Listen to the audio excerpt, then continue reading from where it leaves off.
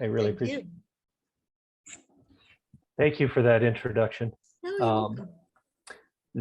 Something that Jeanette didn't mention is I first met Jeanette. Well, I've known Jeanette even prior to this, but Jeanette married my wife and I. So certainly a significant role in our lives. I appreciate the opportunity to be able to speak to you today. And I want to talk to you about who I am and what I do, but specifically how I think it connects to Rotary and the passions that Rotary has, as well as your theme this month, community economic development. And I'll do that through story. We won't take a long time. I'll spend about 15 minutes talking, and then I think there will be a couple of minutes for Q&A if there are any questions. But I'll introduce myself, and then I'll tell the story of my sister, which is directly connected to Rotary, and also why community justice and economic or equity issues are of deep importance to me, and I know they are to you as well. So I grew up in Guelph, Ontario, what I thought was a small town until I moved to Morden, Manitoba, and then I realized what small town really was. Now that I've been in Morden, I realize I don't know what small town is because I drive through Brunkild on a regular basis. So all that to say, I've had some experience moving around, and but as a child in Guelph, I was born and raised to a single mother who spent her entire life on welfare and dependent on various levels of social assistance, both formal and informal, from organizations as well as government and individuals. And so who I am today and the opportunities that I've had in my life, certainly the positive opportunities for stability and growth and development, are all intrinsically linked to support from organizations like Rotary, from government, and from individuals who have leaned into our circumstance, which was a circumstance of vulnerability for the most part. My mom, who I have nothing but amazing things to say about, is ultimately the foundation and the reason that myself and my sisters have been able to achieve the things that we've achieved in our life, and certainly break the cycle of poverty that we were born into. And so with that, I'll tell you a little bit about my sister. So my sister's name is April, and she was born into our circumstance. She was the youngest in our family. I'm the oldest, and actually I'm the second oldest. My older sister, who's 4 years older than me, was born when my mom was 16 and was placed up for adoption. And in that time, what adoption meant was my mom's parents simply found people they knew who wanted a child and passed her on. And we were fortunate enough to reconnect with my elder sister later in life. And that's been very good as well. But my youngest sister, April, was born into this circumstance, born 3 months premature with cerebral palsy. So she was born in 1978 with cerebral palsy. My mom had to be airlifted to McMaster Medical Center in Hamilton for there to be any chance of my sister's survival. When she was born, she was immediately placed in an incubator where she stayed for 3 months. And the first picture we have of her, she is approximately, if you could see my hand for scale, she would have fit in this space, incredibly small. And she ultimately was diagnosed with cerebral palsy. So quite an obstacle stepping into this life, certainly in the circumstances that she was born into, and the family that she was born into, with some of the obstacles that were in place. My sister's father was an Indigenous man whose mother was subjected to the abuses of the residential school system. Of course, he carried that with him and brought that as well into our circumstance. And so it's something my sister's been passionate about in her Indigenous heritage and pursues. Now, probably the most significant help and connection organizationally in our lives through my sister was the Rotary Club of Guelph. Rotary Children's Center specifically, my mom was able to make a connection with.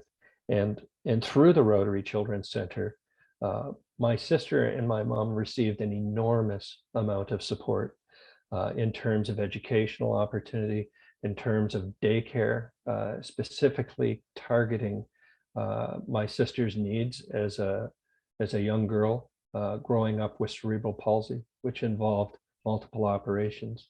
It involved specialized equipment, things that certainly my mom could not afford.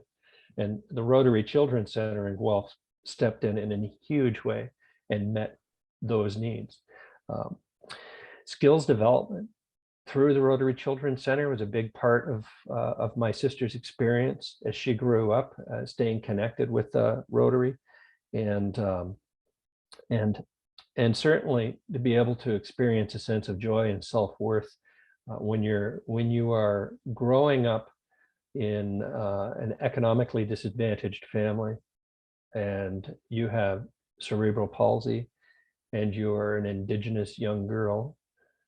There are a lot of barriers in the late 70s and early 80s for someone like my sister April to have to overcome.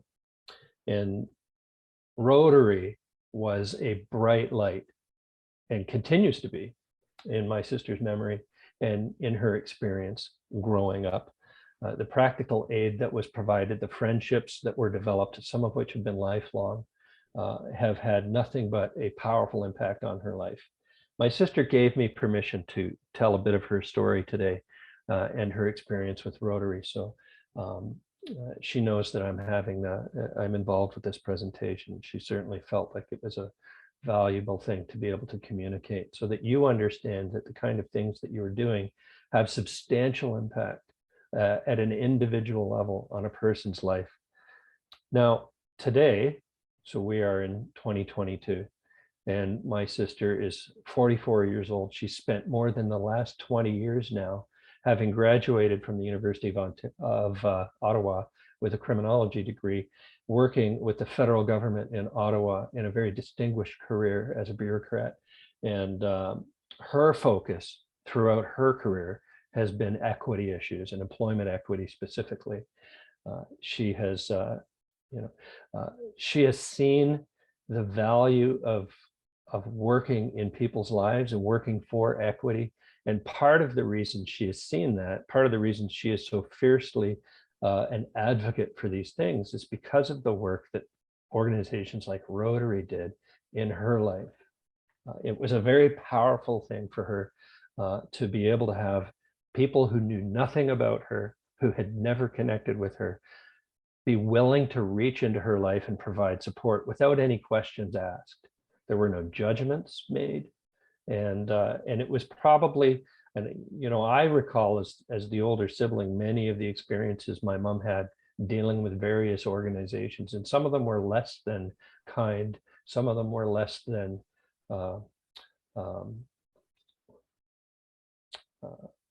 they were judgmental in a lot of instances. They would provide support, but often that support came with shame.